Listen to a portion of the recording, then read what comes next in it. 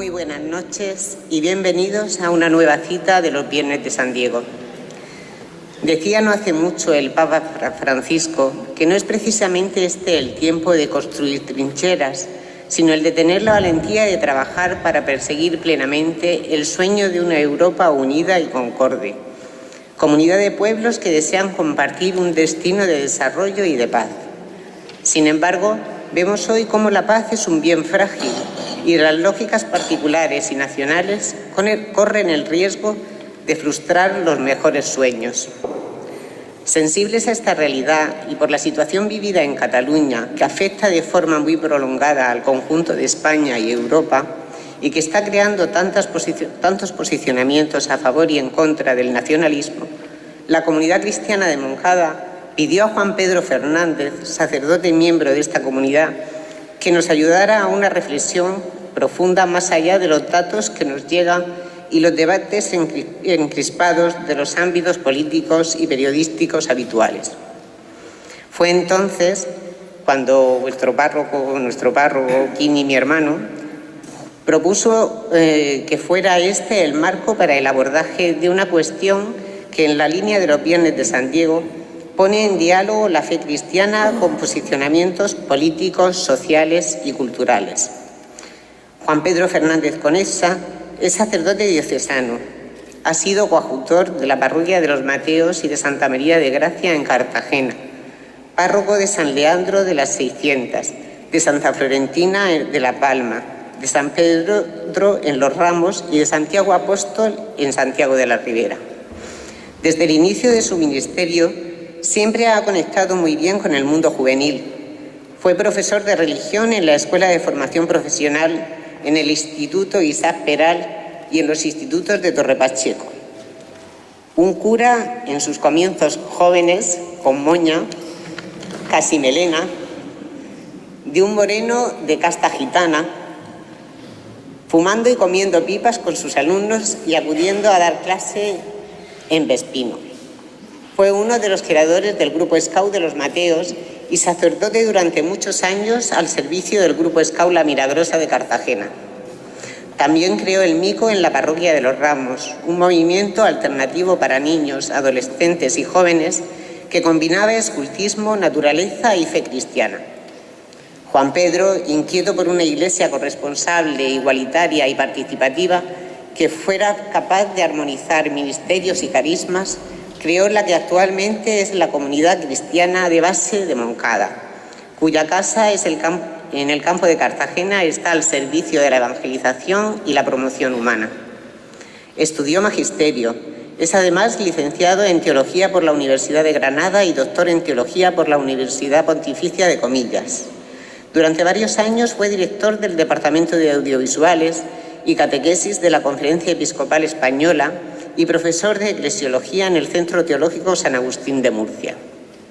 Juan Pedro, actualmente por motivos de salud, ha dejado la responsabilidad directa como párroco y desde este curso el obispo lo nombró colaborador de esta comunidad parroquial de San Diego.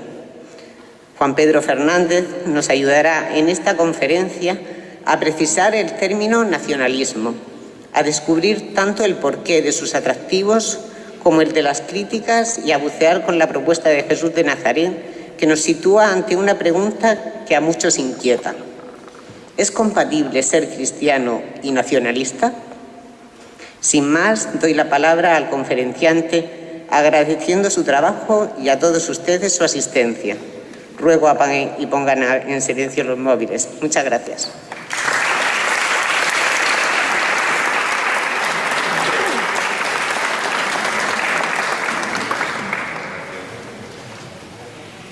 Muchas gracias, Mati. Qué semblante, que me ha hecho recordar toda mi historia. En una línea para evitar sufrimientos estériles. Les adelanto que no voy a hablar de Puigdemont. Por eso no estén temiendo que no saldrá esa expresión. Mira, no es fácil la neutralidad en un tema como el de los nacionalismos, el nacionalismo, que levanta tantas filias y tantas fobias. Sobre todo cuando a veces te sorprende que sin buscarlo uno se encuentra en un fregado y no tenía vela en tal entierro. Recuerdo en una ocasión en Madrid estudiando con unos compañeros vascos y comenzaron a hablar de ETA. Todavía estaba ETA más activa. Y entre sí nos ponían verdes a todo el sector de ETA. Lo más suave que decían es que eran unos descerebrados. Bien, a mí se me ocurre mojar en esa taza y de golpe mojar porque solamente dije, y la cantidad de sufrimiento que están generando en tantísimas personas. De golpe se miran, se callan, me miran y de golpe. ¿Y tú qué sabes de eso? Tú no eres de allí y por tanto no tienes la más zorra idea de lo que allí pasa. Para eso hay que vivir allí. Se juntaron en contra mía, que solo había dicho un poquito. Pero hay un sentimiento así parecido al que podéis sentir las madres. Podéis saber los defectos de vuestros hijos, pero que no os lo digan desde fuera. Eso ya cambia. Pues sí, por eso no es fácil ser neutral. Hay una dinámica interna en estos temas donde, sin buscarlo, te sitúan. O te sitúas o te sitúan. Estás ahí enfrente o estás aquí al lado. Lo vamos a intentar. Lo único que puedo garantizar es que desde que empecé a preparar esto, con toda honestidad, quiero ser objetivo. Y la primera pregunta que me hice era, ¿merece la pena este tema? En un sitio donde está puesto para entrar en diálogo la cultura y la fe. Y ciertamente cabe perfectamente. Porque dentro de la cultura está toda la acción del riquísimo espíritu humano. Y todos sabemos que con la palabra no se acaba. Por eso sale la pintura, y sale la música, y sale la poesía, y sale la escultura. Necesitamos bastantes vehículos para poder sacar fuera todo lo nuestro. Y también cabe aquellos inventos que nos hacemos para organizarnos, para organizar la convivencia, para organizar ese vivir diario. Y Jesús no es mudo ante esto, no es mudo ante todo lo que tenga que ver en las resoluciones humanas. Es posible que, porque últimamente, sobre todo nosotros los españoles, estamos viviendo la situación de Cataluña, que en el fondo estemos convencidos de que esto es un problema español.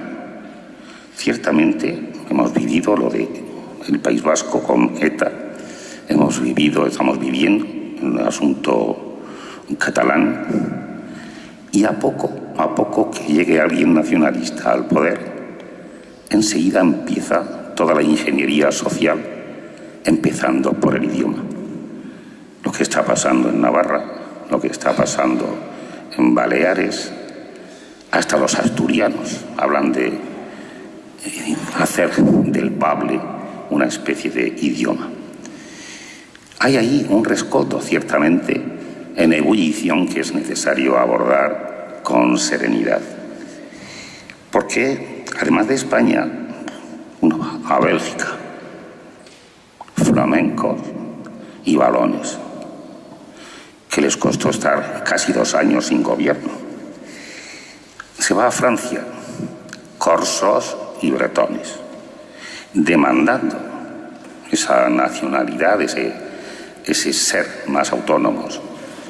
Ahí bastó que el actual primer ministro francés se acercara a Córcega para decir: solo existe el francés como idioma de Francia. Y terminó la petición. Supongo que seguirán luchando. Pero es que tenemos en Alemania, Baviera, últimamente también en Italia, el problema del gobierno que hay, porque la Liga Norte está ahí con unos ánimos de separarse del resto de Italia que no son pequeños. Y si de lo más triste en Europa, pues Yugoslavia, esa descomposición nacionalista en Yugoslavia, donde hubieron tantos miles de muertos, asesinatos, violaciones, que era de muy ingrato recuerdo. Pero es que en África tenemos las mismas. Esa base tribal que es África, como fueron hechas las naciones desde los países colonizadores, pues se mezclaron las tribus, y ahí están, por ejemplo, un ejemplo, los Hutus y los Tutsis en Congo. Son tribus y rivales, además. Y en América, si podemos recordar los más mayores, los diversos frentes de liberación nacional que han ido gestándose en cada uno de los países. Este fenómeno nacionalista de afirmación de la propia tierra, del propio terruño, está muy asentado en el corazón humano. Fijémonos que para algunos historiadores las dos guerras mundiales de Europa del siglo pasado, la del 14 y después la del 40, las dos tienen un origen nacionalista. La primera, Serbia contra el Imperio Austrohúngaro, y se extendió por toda Europa, y se extendió. La segunda es un fenómeno de expansión del nacionalsocialismo y deriva de la anterior. O sea que sí es un tema vibrante, preocupante, porque ahí estamos rozando pasa contigo.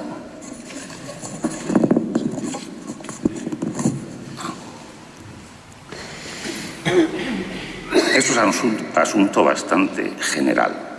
No es un localismo español, esto del nacionalismo en absoluto. Eso porque no nos vamos también a Asia, donde existe el mismo problema. Pero no solo vamos a ver ese nacionalismo, queremos situarlo frente a Jesús de Nazaret. La verdad es que en sentido estricto no podemos hablar de nacionalismo y Jesús, porque la expresión nacionalismo viene del siglo XVIII, XIX, XX, que ha sido una gran explosión. Antes no existe.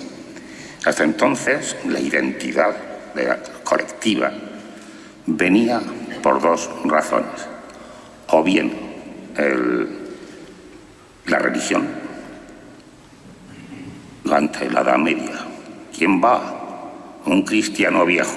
No decía ni un alemán, ni un francés, ni un italiano. Un cristiano viejo.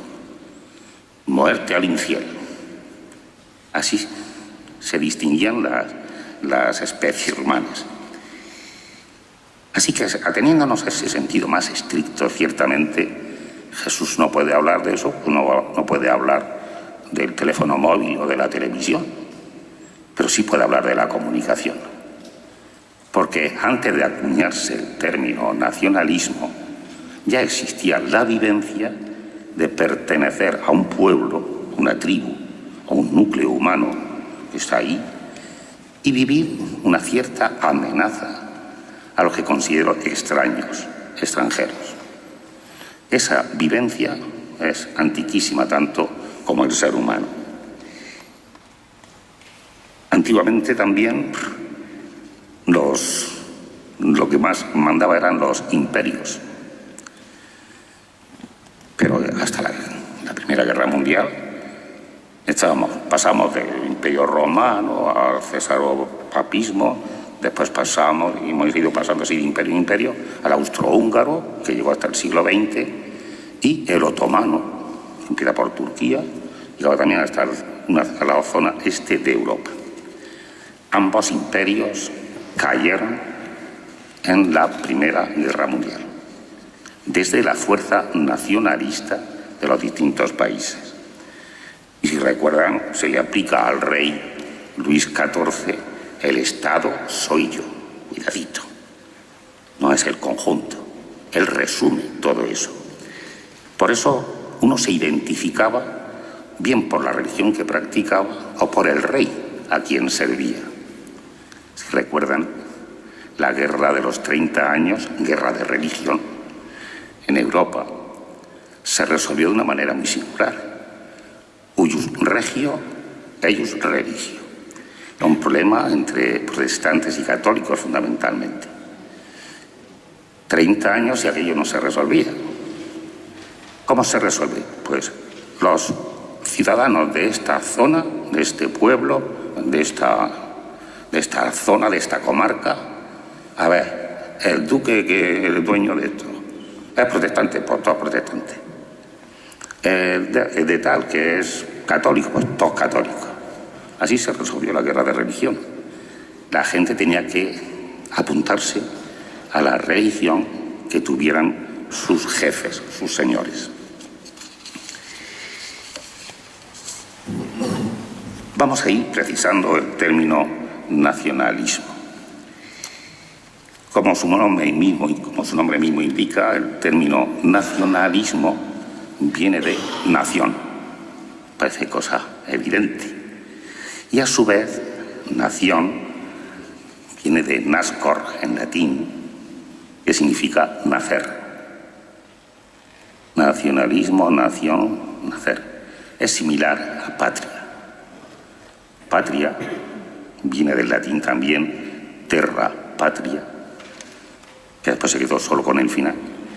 Lugar donde han nacido mis antepasados. La tierra que ha visto nacer a mis antepasados. Pues para no dejarme llevar por ninguna definición de nacionalismo, me he ido al diccionario de la Real Academia Española y la define así. Primero, nación, que es la raíz. Conjunto de habitantes de un país regido por el mismo gobierno. Primera acepción. Habitantes que tiene un gobierno que organiza. Segunda acepción, territorio de ese mismo país. Cuando uno va, si viene en avión, hemos entrado en España. Lo de abajo, ese territorio es esa nación. Y la acepción que más nos interesa es la tercera. Conjunto de personas de un mismo origen étnico y que generalmente hablan un mismo idioma y tienen unas tradiciones comunes. Conjunto de personas de la misma raza, del mismo origen étnico, idioma común y costumbres comunes. Eso forma una nación. Según el mismo diccionario, vamos a pasar ahora a la palabra nacionalismo. Tiene un primer aspecto que resalta la dimensión afectiva. Es el apego de los naturales de una nación a esa nación y a cuanto le pertenece. Un encariñamiento con todo lo que es mi terruño. Ahí, y además no hay nada más bello en este planeta que eso. Puede desembocar ciertamente esa carga emotiva, afectiva, en una especie de maniqueísmo. Es decir, todo lo mío es bueno y todo lo de los otros es malo. Se afirma tanto lo que uno tiene que lo de fuera queda como desdibujado. Juan Maragall, un poeta, no tiene nada que ver con el que fue alcalde de Barcelona. Juan Maragall, Joan, es un poeta al principio del siglo XX. Llega a decir: lo característico del sentimiento catalán es ser a la vez un amor y un desamor. Un amor a Cataluña y un desamor a Castilla. Y empezamos con lo mío y lo no mío. También un afecto excesivamente exacerbado puede provocar una sacralización de esa tierra. ¿Cuántas muertes por los lindes? Por ese esto es mío y lo defiendo con uñas y dientes y casi lo sacralizo. Eso no me lo puede tocar nadie. También, pues, podría significar una vuelta a la tribu. A veces es verdad que tanto cariño a la tierra promueve un orgullo desmedido y unos sentimientos de superioridad que nos ponen automáticamente frente a otros. Expresión extrema de ese orgullo, de ese sentimiento altivo sobre lo propio frente a lo ajeno, pues la raza aria, que decía Hitler, eran muy superiores a todo el conjunto de razas.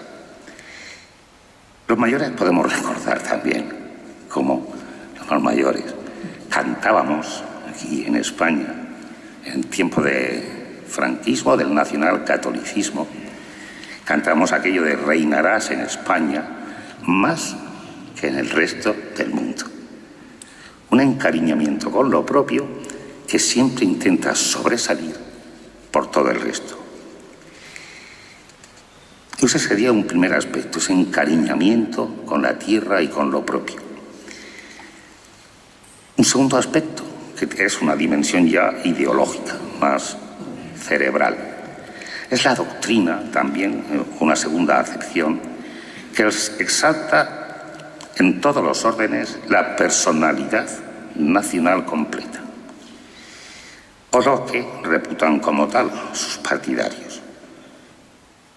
Acentuar tanto el clima diferencial nos puede volver ciegos ante los otros, porque acentúo tanto en que somos peculiares, los catalanes, los gallegos, los murcianos, lo dibujo tanto, con tantos perfiles, que lo demás se me vuelve borroso. Si recordáis, Arzallus llegó a decir que una de las características de los vascos era su cero negativo en la sangre. Por desgracia, al no mucho tiempo se descubrió que el bicho que más cero negativo porta es el cerdo, con lo cual dejó de decirlo. Porque claro, utilizar que el ser vasco comporta tener una sangre especial y después resulta que la comparte con el cerdo, pues, la verdad dice poco. Es verdad que ese acentuar nos puede volver demasiado activos y, sobre todo, evitar ya buscar lo común. Eso es lo que más creo que puede dañar. Busco tanto mis perfiles, el pura sangre de aquí, que ya lo común no me resulta perceptible. ¿Por qué? Porque además se vive como una amenaza. Y que este viene como a estropear esta tarta tan maravillosa. ¿Cómo me defiendo? Pues con diversas fronteras. Las limitaciones de la lengua, el acceder o no acceder a determinados puestos de trabajo, puede empezar a haber unos filtros para ir limpiando la raza. Además, hoy día el fenómeno de las migraciones, aparte de toda la historia, pero el fenómeno de las migraciones, no solo las actuales, sino las que cuántos murcianos tuvieron que ir a Cataluña o al País Vasco, por parte de muchos gallegos, de castellanos, porque era donde había trabajo. Aquí en Murcia estaba la huerta, punto. Donde había trabajo, en esas zonas, y hay una migración.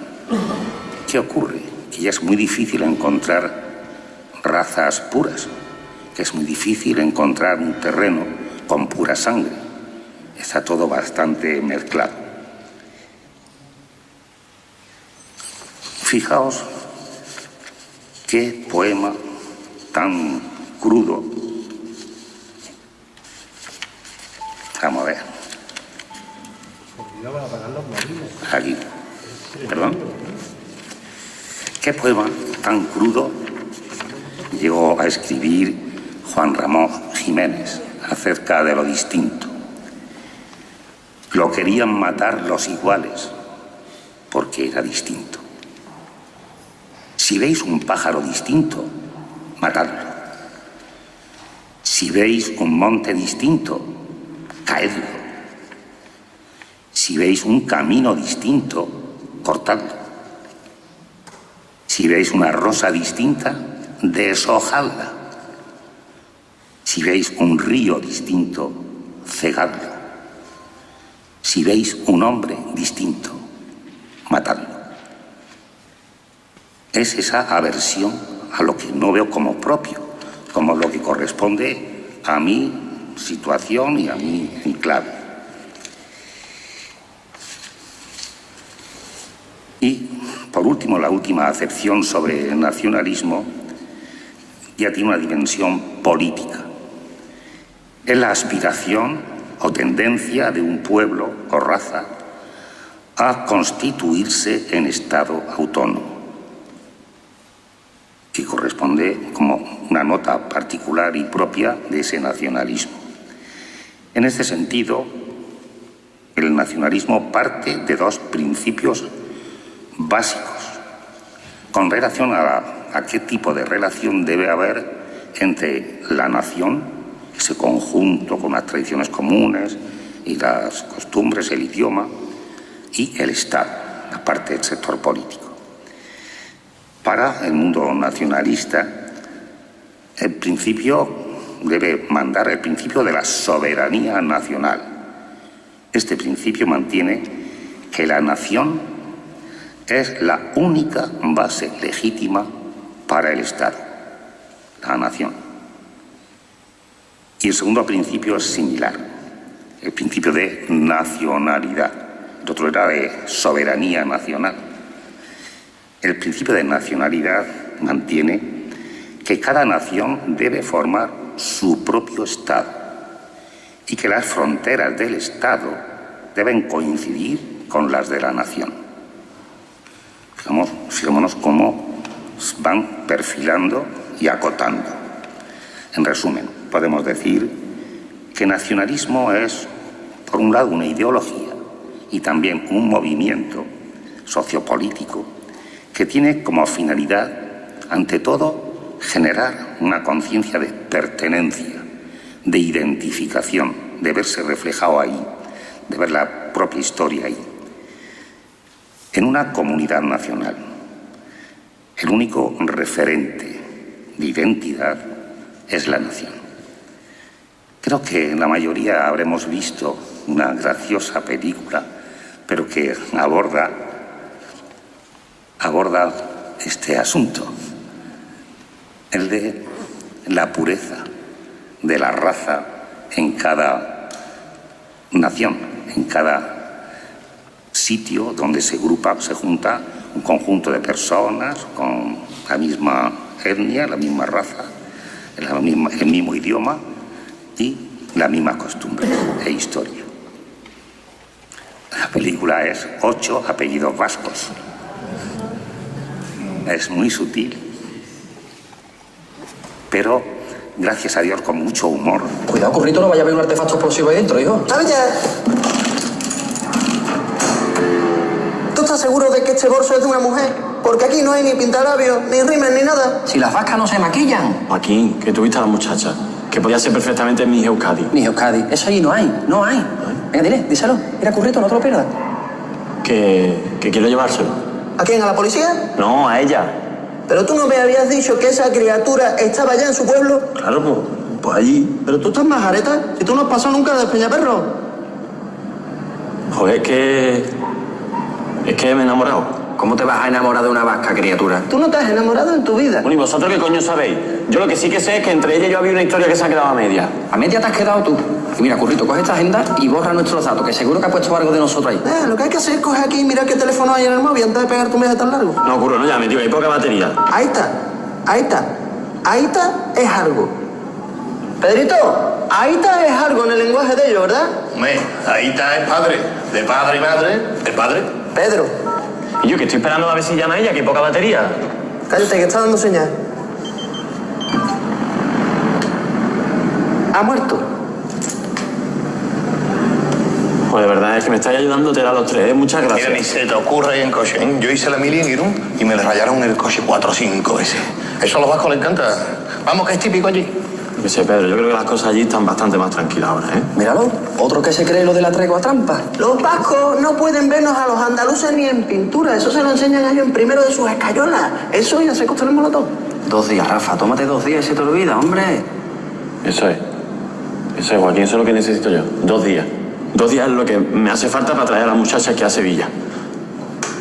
Aparte, la chavala no tiene culpa de ese vasca. ¿Lo vaya a dejar irse? Cogedlo, vosotros que estáis fuertes. Yo conozco a esta criatura desde chico y es incapaz de irse a las vascongadas, incapaz. Epa. ¿Qué pasa, Coldo? ¿Cómo estás? ¿Aupa allí? Opa, igual hoy te venía fatal quedar. No, de jugar a pelota, vengo, hostia. Ah, ¿pelota juegas? Domingos enteros se tiran del frontón. Bueno, eso cuando no hay manifa. Si no, mitad manifa, mitad frontón. Compagino deporte, ta independencia. ¿Qué quieres beber? Un pote. Oye, Mari, echa aquí un chiquito para este. Oye, me recuerda muchísimo al chaval aquel con el que saliste, uno que era del sur.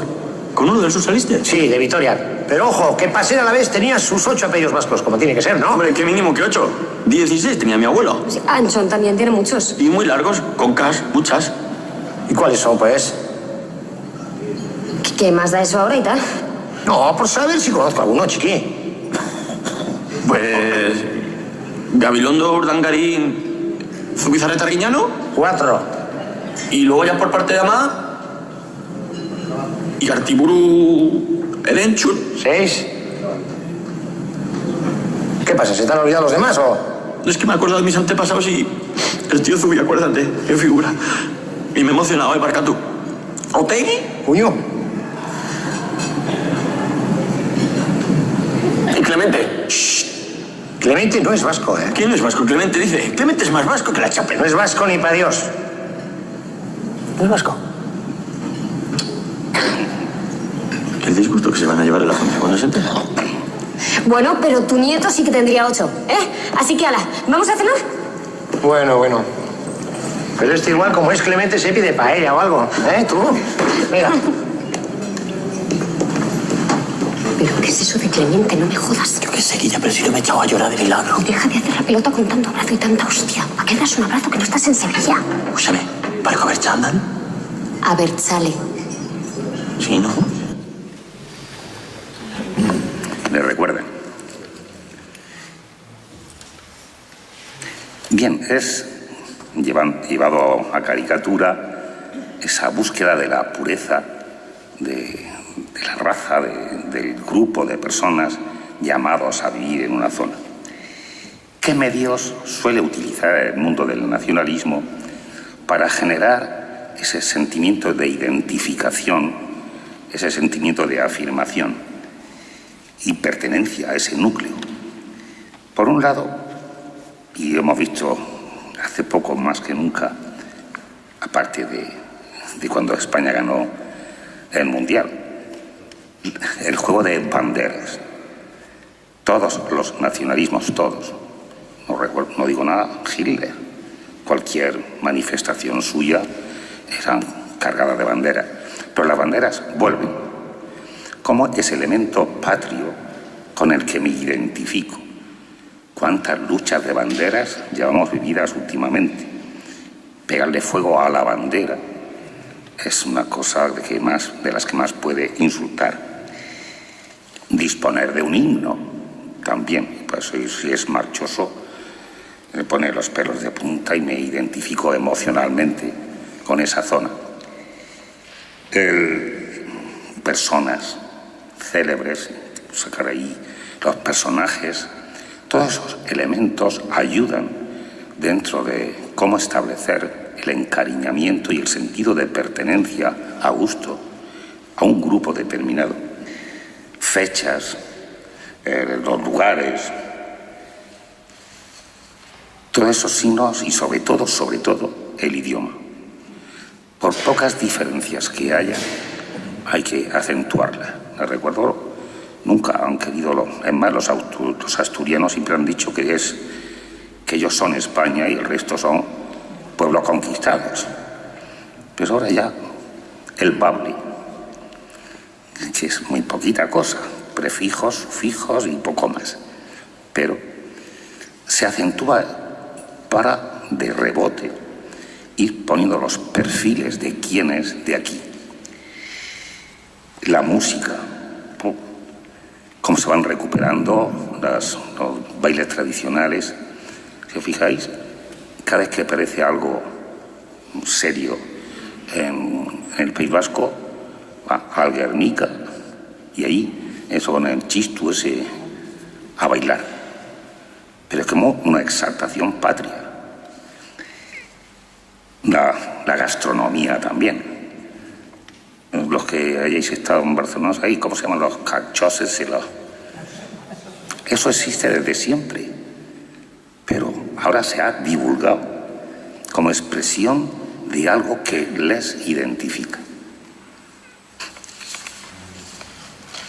Y uno de los elementos, la religión también, ha sido un elemento muy utilizado para establecer esos nacionalismos. Han salido muchas iglesias nacionales, empezaron ya, como les contaba antes, en la guerra de los 30 años. La religión, en cuanto se descuide, puede ser utilizada como herramienta de dominación y de selección. Bueno, en los países árabes que tienen el Corán como constitución, que hay algunos, esos, quien no sea musulmán, no puede ser un funcionario público. Los mayores también lo recordaremos. En España, también en el nacionalcatolicismo, si uno no era católico, no podía ser funcionario, en absoluto. Era católico, apostólico y romano. Y para borrarse, como dicen algunos, para desapuntarse, tenía que firmar un acta de apostasía. Firmada. En fin. Hay muchos tipos de nacionalismo, pero básicamente dos. Unos sirven como identidad, nacionalismo cultural, que es conjugar todos esos elementos que sirven para dibujar y poner los perfiles de un determinado pueblo. Y hay otro nacionalismo que se llama el político. Dentro de los primeros, el cultural, hay centrípetos y centrífugos. Es decir, por ejemplo, los judíos han estado desde el siglo I hasta el siglo XX sin tierra. ¿Cómo han mantenido su idea de pueblo? Porque existiese nacionalismo. Había judíos en Polonia, en Rusia, en América, pero después de 20 siglos siguen con la conciencia de ser un pueblo, una nación. No han tenido tierra, pero sí les ha servido todo ese argumento cultural para mantenerse unidos. También los kurdos. Los kurdos están en diversos países. Turquía, sur de Rusia, parte de Irán o de Irak, están dispersos en distintas naciones. Pero, ¿cómo se mantienen unidos? Por su conciencia nacionalista. Ellos, ante todo, son kurdos, con sus tradiciones, su idioma, su estilo. El nacionalismo político, la expresión más extrema, podrían ser indudablemente el nacionalsocialismo y el fascismo. Pero vamos, también hay aquellos por vía pacífica, que son las formas de actuación. Hay dos, pacíficas y violentas. Como pacíficas podemos recordar Gandhi, cómo echó a los ingleses de la ocupación de la India, que te voy a contar a ti, es que es de la India. ¿Cómo consiguió? Con esa fuerza aunar a todos los indios y mediante la ahimsa, creo que se llama, la no violencia.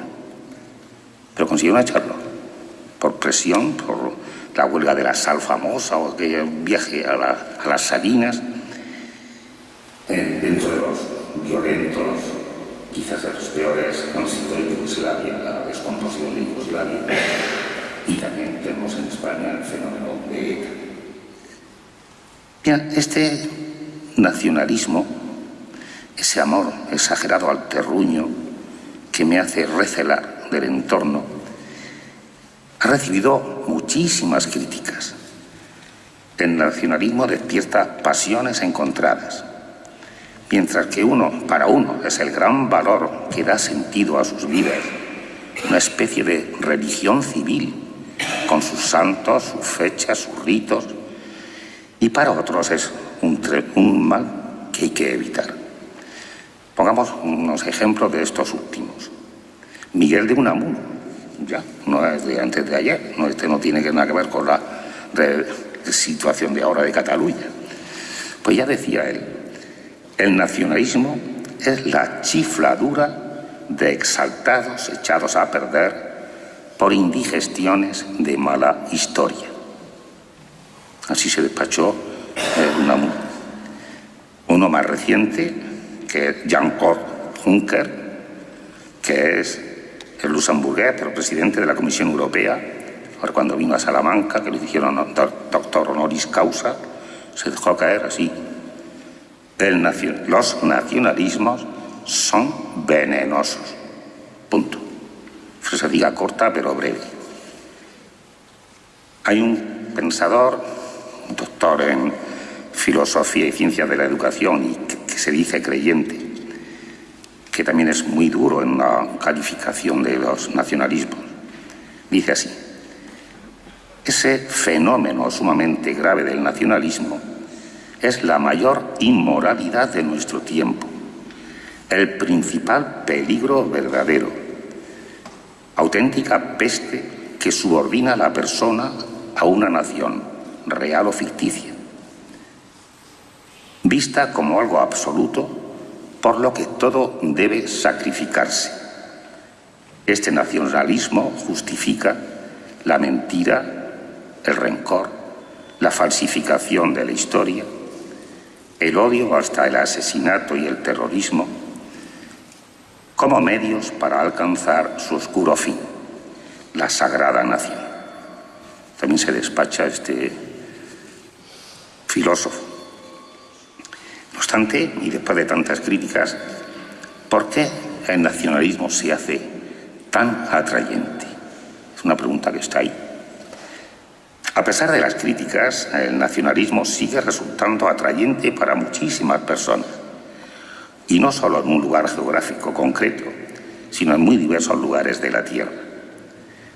Tal constatación nos lleva a pensar que se trata de una especie de predisposición del ser humano a sentirse miembro de un grupo, quizás por nuestra condición social. Intentemos hacer unas instantáneas de la vida en su fluir cotidiano. Cuando los niños, cuando empiezan a tener hermanos, qué raro es que no haya peleas. El yo y el no yo. Yo frente a. Pero cuando los niños salen de la familia, no van a la nada ni al espacio. Normalmente van a una pandilla. Y las pandillas se afirman, pero al mismo tiempo, no sé, ahora en mis tiempos, le presentamos guerra a otras pandillas. Y en las calles, a pedradas y a palos, hacíamos nuestras guerras. Y veo gente de La Palma, hasta no hace mucho en La Palma, en la vía del tren que separa La Palma y Pozo Estrecho, allí se veían los mozos, en la frontera, parrearse. Mi pueblo, tu pueblo, por tanto ya no es mío, frente a frente. El yo y el no yo. dejémonos que se repite. Y ya, vamos, el espectáculo más claro es los partidos de fútbol. ¿Cómo se identifican los seguidores de un equipo? Pintas, camisetas, se identifican, se hacen uno con el equipo.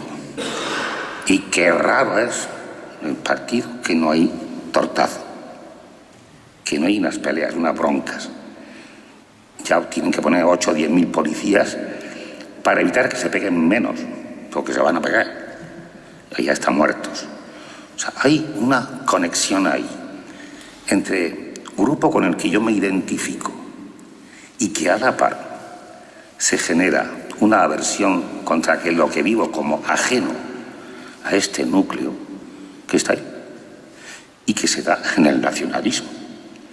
Pero por eso es tan atractivo, porque responde a esa estructura nuestra. Como una reflexión, yo le he pedido por favor a los filósofos que me dejen 2 de sus frases para acercarnos con más hondura a esta situación del nacionalismo, entendido como ser un algo frente a alguien. El primero es de Ortega y Gasset. Esa conocidísima frase, yo soy yo y mi circunstancia. Y parece que cuando nos paren no venimos completos. Eso es un yo a medio terminar. Hace falta un complemento en las circunstancias. Pues Ortega argumentaba su idea buscándola en una anécdota que le sucedió al filósofo griego Heráclito. Estando Heráclito en la cocina, fueron sus discípulos a visitarle y se sintieron azarados al verle en esas circunstancias, en la cocina. Claro, el maestro que hace en la cocina. Es como desacreditarse. Heráclito respondió a sus seguidores: pasad aquí, pues también están aquí los dioses. Es precisamente al dar significado a ese medio lo que salvó las circunstancias. La expresión completa del filósofo sería: yo soy yo y mi circunstancia, y si no la salvo a ella, no me salvo yo, caigo con ellas.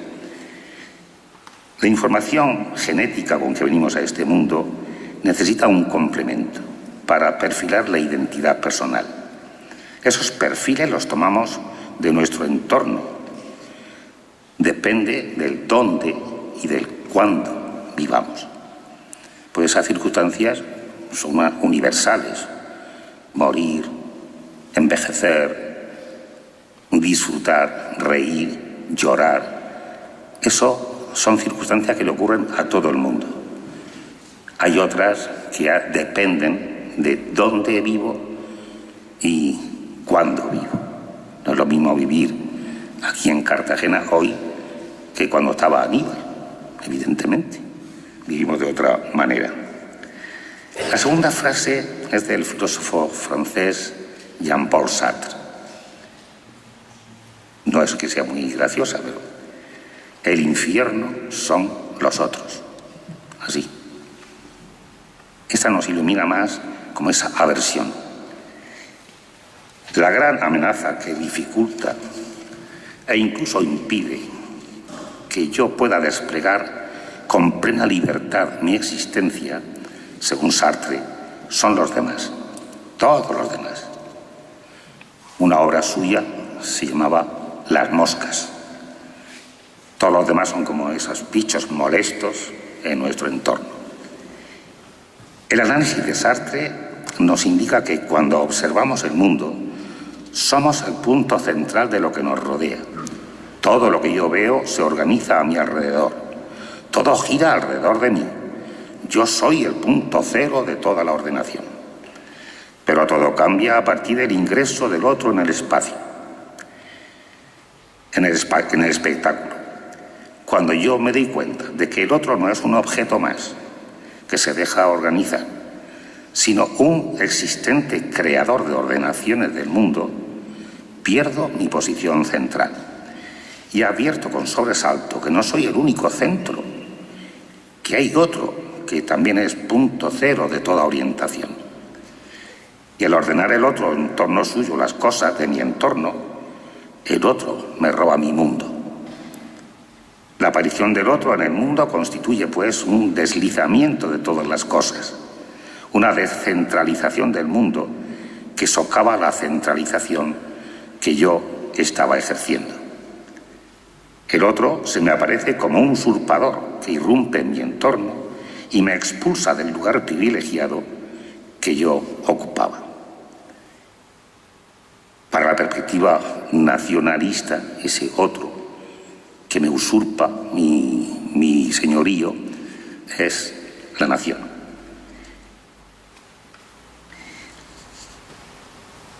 O sea,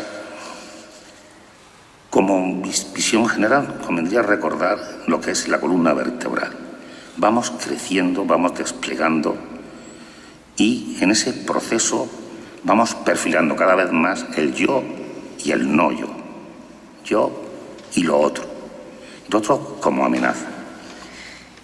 ¿No nos resulta extraño que se dé el fenómeno del nacionalismo en un tiempo donde está en tanta expansión la globalización? Parece un acordeón. Coge y se encoge y se estira.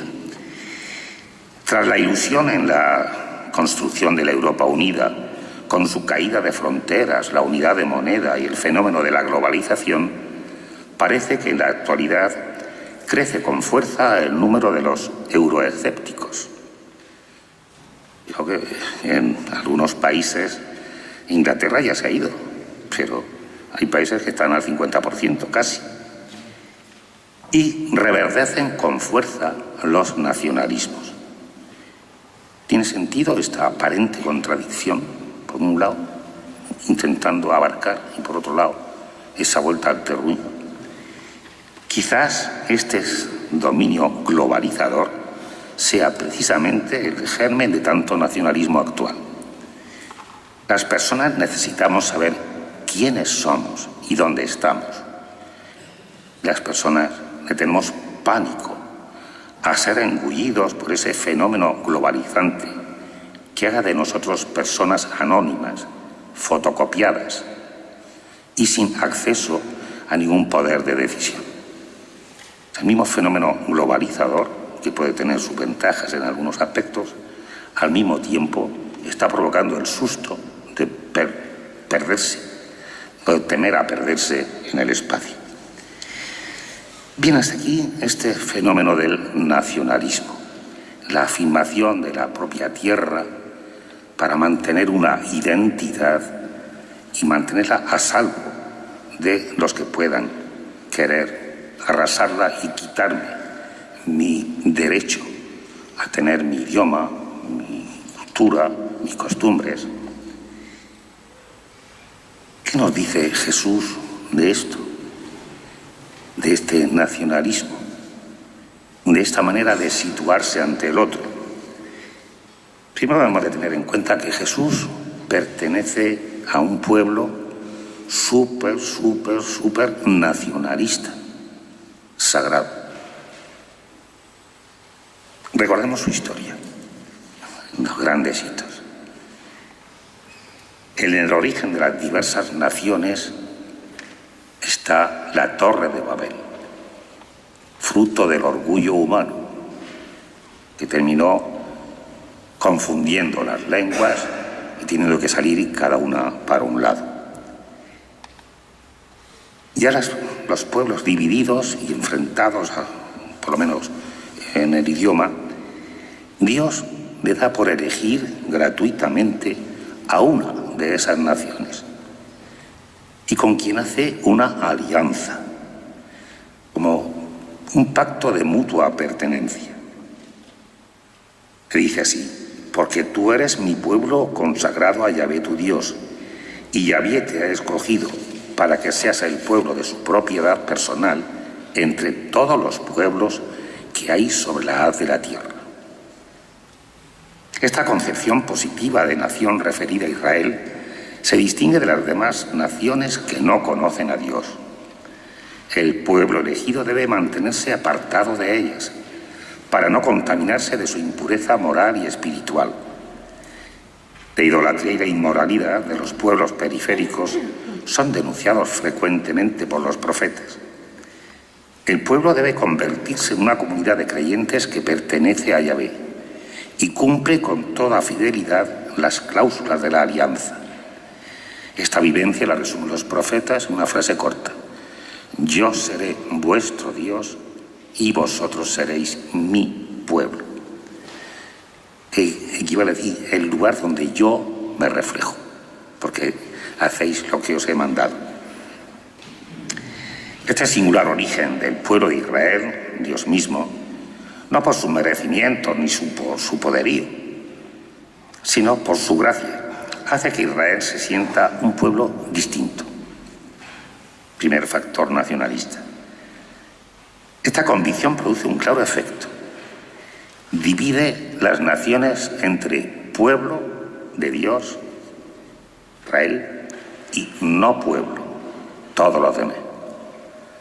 La vida está dividida así: los miembros del pueblo de Dios y todo el resto de la humanidad, no pueblo, paganos. En tiempo de Jesús se decía judío y gentil, y dentro de la palabra gentil cabía todo individuo de cualquier raza, razón o religión. Además, primero hacen esa división el mundo judío. Además, también la vida cotidiana del pueblo de Israel estaba marcada por esa especial referencia a Dios. Personas, animales y cosas estaban clasificadas entre puro e impuro, según pudieran participar o no en el culto.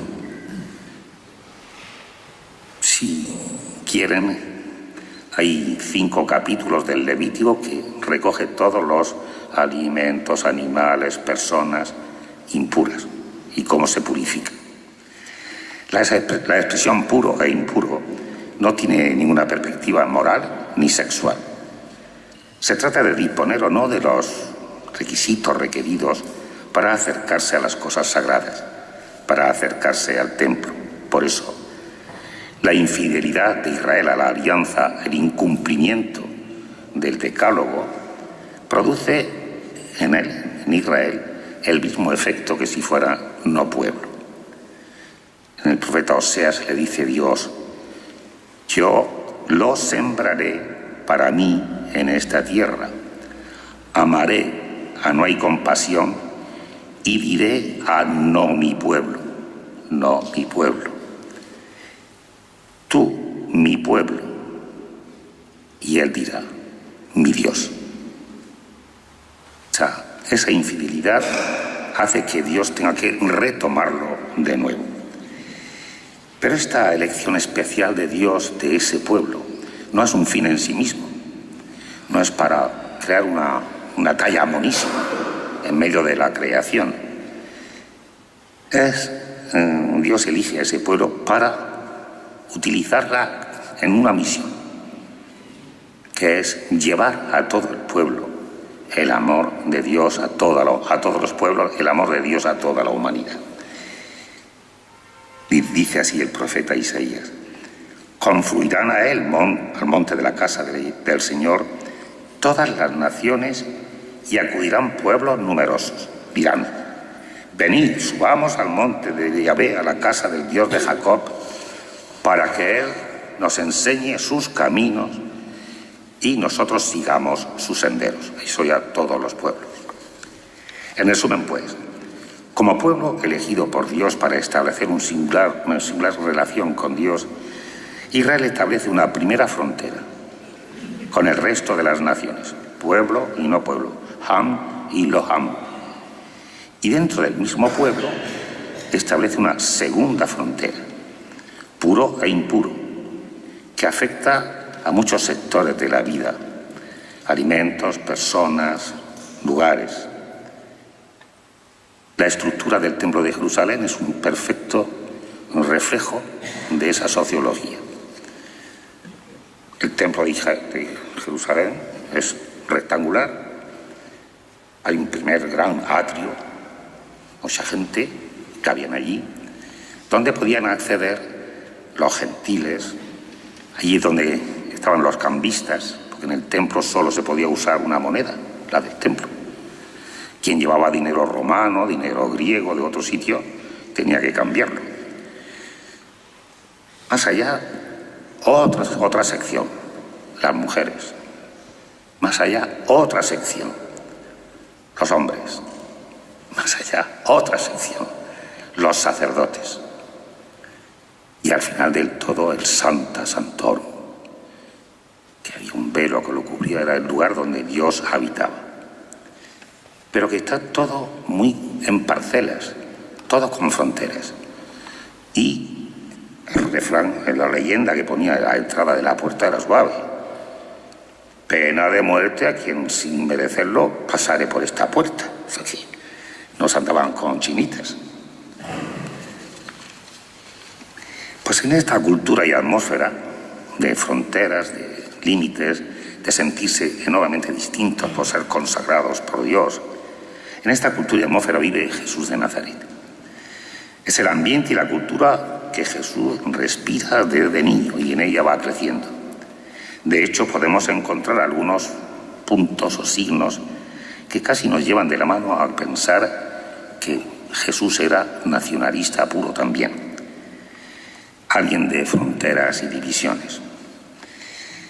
En San Mateo, el capítulo 10, Mateo recoge las instrucciones que Jesús da a los apóstoles, los manda a la misión. Y les dice: no toméis el camino de los gentiles, de los paganos, ni entréis en la ciudad de Samaria.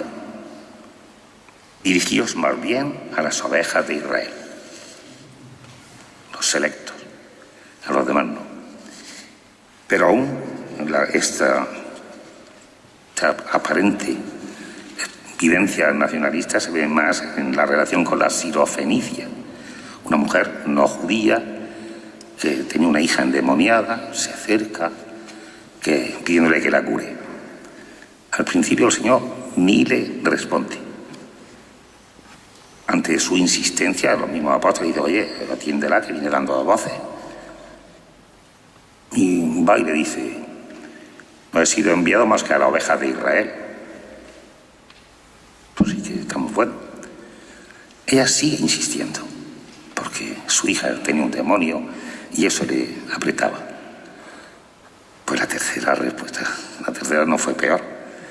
No está bien echarle el pan de los hijos a los perritos. Así. Pan de los hijos a los perritos. Pueblo o no pueblo. Yo y el otro. Jesús ciertamente tenía que dedicarse en primer lugar a anunciar el Evangelio al pueblo de Israel, al pueblo elegido para ser trampolín. Y Pablo también lo reafirma cuando dice: era necesario anunciaros a vosotros en primer lugar la palabra de Dios, pero ya que lo rechazáis vosotros mismos, no os juzgáis dignos de esa vida. Mirad que nos volvemos a los gentiles. Una cierta preferencia histórica, pero para llevar a cabo lo que el Señor había diseñado en su proyecto. Bien, ¿cuál es la propuesta de Jesús? Nace en un sitio nacionalista puro. ¿Cuál es su propuesta? Apunta que puede ser nacionalista. San Mateo también nos ofrece una frase que puede ser resumen de todo su objetivo. Ante el afán de sobresalir y afán de ocupar los primeros puestos, Jesús afirma con contundencia: vosotros, en cambio, no os dejéis llamar rabí, maestro, porque uno solo es vuestro maestro, y todos vosotros sois hermanos. Es la gran frase lapidaria de Jesús de Nazaret. Jesús retoma el sueño de Dios, que al hacernos depender de un solo hombre, ya estaba ese mensaje de fraternidad universal. Jesús retoma el sueño de Dios de entenderse entre las personas y de respetar, como los radios de una bicicleta. Ante unos padres, todos los hermanos son equidistantes, los radios de una bicicleta. Todos son iguales. Por eso el sueño quedó roto enseguida, por esa tentación del seréis como Dios, ese afán de estar por encima. Una de las consecuencias, Caín mata a Abel y más tarde a Torre de Babel. El punto de arranque de Jesús, pues, es una sociedad dividida y enfrentada, cuando hace esa propuesta de la fraternidad universal. Os pediría como clave o gafas para leer la posición de Jesús en esta realidad. Hemos de tener en cuenta dos frases en su discurso programático, el Sermón del Monte. Primero, no penséis que he venido a abolir la ley y los profetas. No he venido a abolir, sino a dar cumplimiento. O sea, quiere respetar el plan previsto hasta el final. Pero el plan previsto necesita todavía ser terminado. Esta novela no está terminada, necesita ser completada. Y para empezar a llevarlo a cabo, esa otra expresión, habéis oído que se dijo, pero yo os digo. Hay un plus, hay un avance. En ese proceso de construir en nosotros podemos descubrir tres fases. Tres. Una, eliminar muros divisorios dentro del pueblo. Esos muros distintos que la gente había levantado en la estructura social de su pueblo, empieza Jesús a derribarlos. Le decían como a los curas de Granada, parece un tiratapias. Primer muro, los alimentos, puros e impuros, había. Y cuando le preguntan a Jesús, dice, ¿no comprendéis que todo lo que de fuera entra en el hombre no puede hacerlo impuro? Pues no entra en su corazón, sino en el vientre, y va a parar al excusado.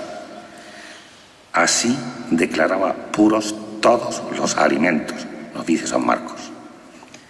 Y añadió, lo que sale del hombre, eso es lo que hace impuro al hombre. Porque de dentro del corazón de los hombres salen las intenciones malas, fornicaciones, robos, asesinatos, adulterios, avaricias, maldades, fraude, libertinaje, envidia, lujuria. Todas esas perversidades salen de dentro y esas sí hacen impuro al hombre, no los alimentos. Otro muro donde se acerca Jesús a derribar, el leproso. Era una erupción por lepra no siempre se entiende lo que llamamos lepra.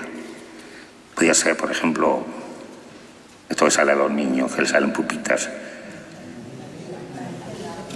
La varicela, sí, pues todo eso, o la viruela. Cualquier erupción en la piel que tuviera alguien le declaraba ya leproso o impuro. Pero vamos, también existía la lepra. La lepra como la entendemos ahora. Oye, ¿sabes qué tiene lepra también para los judíos? Las casas. ¿Quién no ha visto ese moho que sale en las paredes algunas veces? A veces verdoso, por la humedad. Eso llamaban lepra y mandaba al sacerdote allí a hacer unas purificaciones, y si después de varias purificaciones no se salía aquello, tiraban la casa. La tienen que rehacer entera. O sea que el sacerdote dictaminaba la enfermedad y el afectado debía abandonar la comunidad. También el sacerdote después ratificaba la curación para poder reintegrarse a la vida. Cuando bajó del monte le fue siguiendo una gran muchedumbre. En esto un leproso se le acercó y se postró ante él diciendo, Señor, si quieres puedes limpiarme. Jesús extendió la mano, le tocó y dijo, quiero, queda limpio. Los tres evangelistas refieren, le tocó. Porque en aquellos tiempos él quedaba ya impuro. Jesús por tocarlo. No pues le voy a tocar a un leproso. Jesús al curar a los leprosos terminó para siempre con la separación legal de lo puro y lo impuro con relación a ellos. Y es donde se pone se remanga las manos para tirar muros es en el diálogo con la samaritana. En este pasaje contemplamos a Jesús derribando varios muros. San Juan nos cuenta que los discípulos se han venido a la ciudad a comprar comida. Cuando vuelven y observan que Jesús estaba hablando con una mujer, quedaron sorprendidos. ¿Por qué? Primero, por estar hablando con una mujer. La consideración de la mujer en aquella cultura era bastante menos que la del varón. Bueno, como ya conocemos, el mundo árabe, pues algo parecido. Para decir que un señor estaba casado, se decía, es Baal, es amo de esta mujer. No se decía está casado, sino es amo de. Y pues no codiciarás ni la mujer de tu prójimo, ni su buey, ni su asno, ni su criado, ni nada de eso. O sea que estaba ahí equiparada como algo que se tiene, se posee. Porque además esta mujer es samaritana, era un plus. Es como dicen que no es buena la cuña de la misma madera. Los samaritanos eran judíos segregados. Se independizaron y ahí vivían y se habían hecho hasta otro monte para rezar. Pues el hecho de ser samaritano es como, a veces cuesta más trabajo perdonar a un primo, un hermano con quien te has peleado, que a un desconocido. Es decir, el mundo afectivo está más herido. Pues con los samaritanos igual. San Juan nos dice, es que judío y samaritano no se hablan. Además, Jesús da un paso más, desacredita esa sacralización. Habrá un día en que ni en este templo ni en aquel, ni en Garicín ni en Jerusalén, sino en espíritu y en verdad. Yo le había dicho cuando entró y tiró las mesas de los cambistas, destruid este templo y yo lo haré en 3 días. Y hablaba del templo de su cuerpo, especifica Juan. Es decir, el nuevo lugar del encuentro con Dios no está ceñido a un sitio, a un lugar. La tierra es sagrada para todos, sí, pero no hay una tierra especialmente sagrada. Un muro difícil a derribar es la enemistad y el enfrentamiento entre las personas, porque les vivimos como todo lo contrario a mí, no yo. Ante tal realidad, dice Jesús, habéis oído que se dijo, amarás a tu prójimo y odiarás a tu enemigo. Pero yo os digo, amad a vuestros enemigos y rogad por los que os persigan, para que seáis hijos de vuestro Padre Celestial, que hace salir su sol sobre malos y buenos y llover sobre justos e injustos. Ahí está como la primera fase de ese derribo de muros. Los alimentos puros e impuros, el leproso, la mujer samaritana, el monte Garicín. Después Jesús da un paso más y es ser capaz de descubrir los valores del otro. No solo los propios, que ya los conocemos. Un caso, el centurión romano. Este hombre va y le pide a Jesús que le cure a su criado que estaba enfermo. Dice Jesús, voy a tu casa. No soy digno, que decimos en la comunión, no soy digno de que vengas a mi casa, pero con que tú digas una palabra, quedarás sano. Ante esa respuesta nos dice el evangelista Mateo, Jesús quedó admirado y dijo a los que le seguían, os digo de verdad que en Israel no he encontrado en nadie tanta fe. Capaz, que era centurión romano, era un pagano, además de las fuerzas invasoras. La mujer esa que les contaba antes, la mujer sirofenicia que iba detrás y que Jesús le dice no se podía echar el pan de los perros a los hijos, me dice, mujer, qué grande es tu fe, también.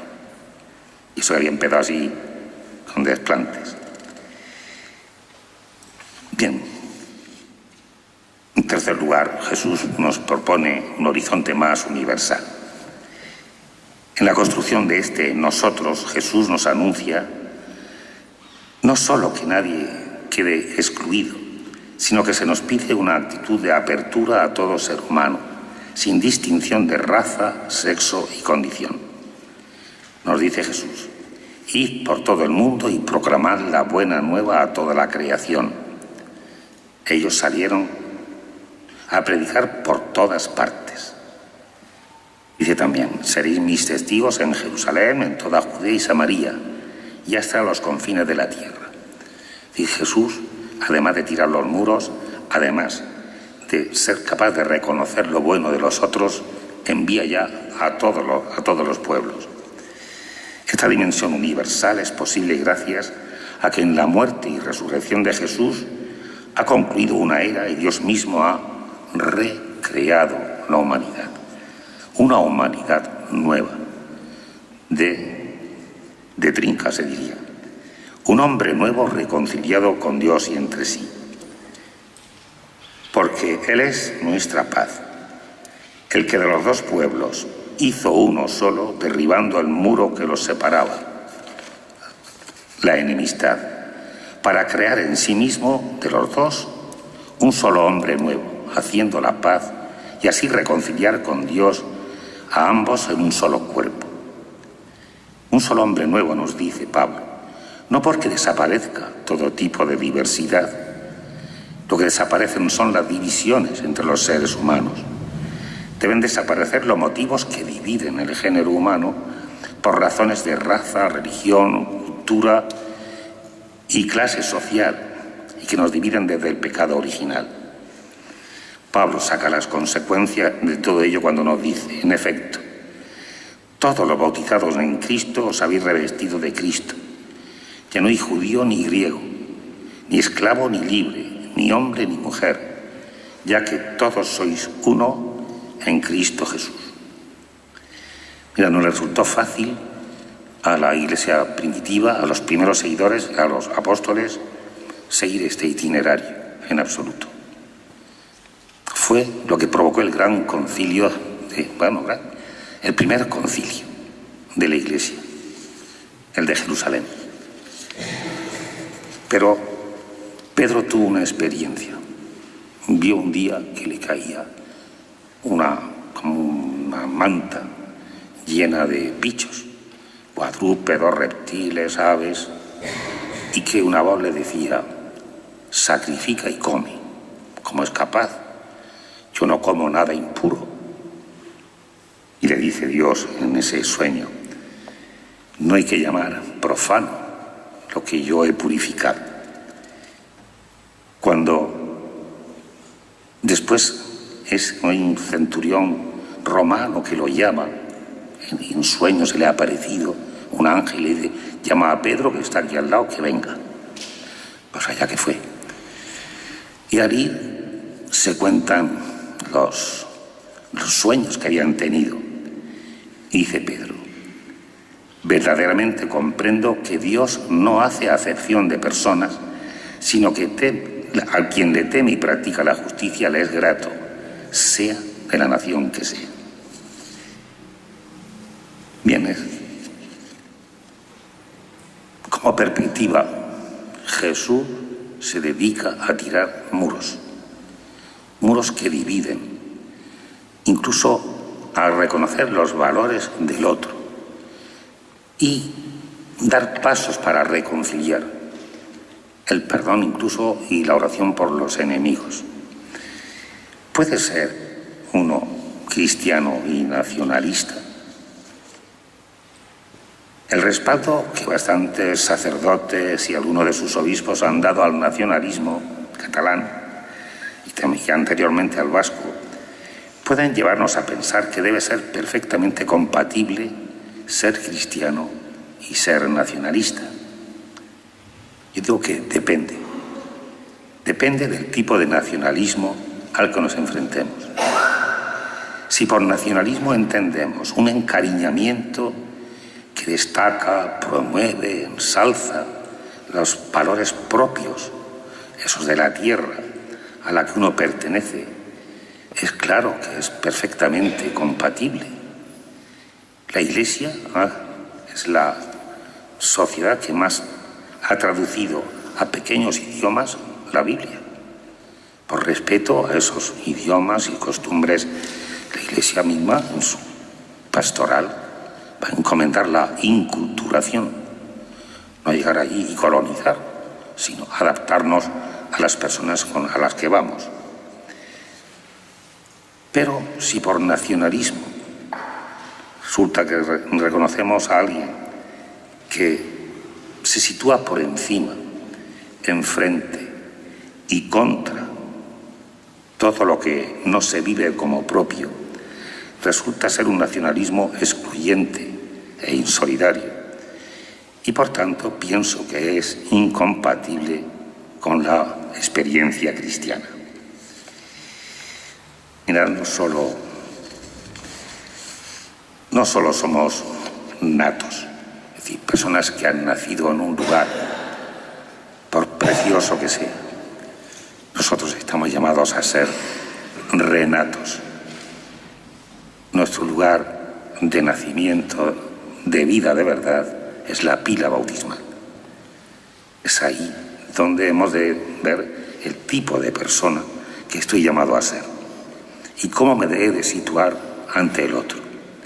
Que yo no puedo estar marcando mi vida con el yo y el no yo. Yo y lo extraño. Yo soy de aquí, tú no eres de aquí.